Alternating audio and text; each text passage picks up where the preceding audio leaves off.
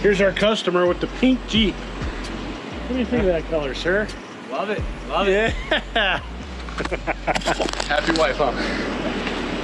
Hey guys, Brian here, SoCo Customs YouTube channel here with our latest build. It's a little bit dark out right now because the sun went down behind them there hills, but we'll run and gun it like we usually do. So we've got a Jeep Rubicon here. We sent it up 3 inches on the Terra Flex Kit. Terra means earth, Josh, or dirt. You think that's how they named the company? All right.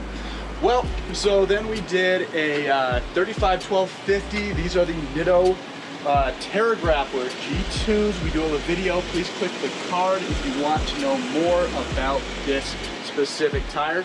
We then did the Moto Metal 970s. Those are in gloss black to match up with the gloss black of the factory black that comes with the Jeep. Whole lot of pink decals on this Jeep right here. We've also got, let's see, yeah, you can see in there and see all the pink with the fender liners. It did come in with the bumper, the fender liners, the stirrup style steps. Let's see, as we come back around here, we've got the rough country steering stabilizer.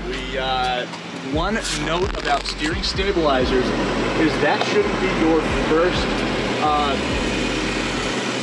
fix for the death wobble. If you have death wobble, make sure to check out all of your other parts.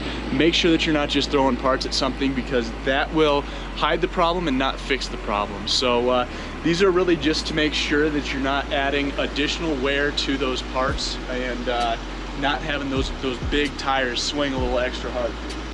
All right, so here on the back, they did go with the LED lights. We did do the spare tire to make sure that they are not stuck up creek without a paddle. You know which creek that is. And we'll go ahead and B-roll a little bit of footage in there of this little disc they've got in there for the third brake light. But if you like what you see, go ahead and give us a thumbs up.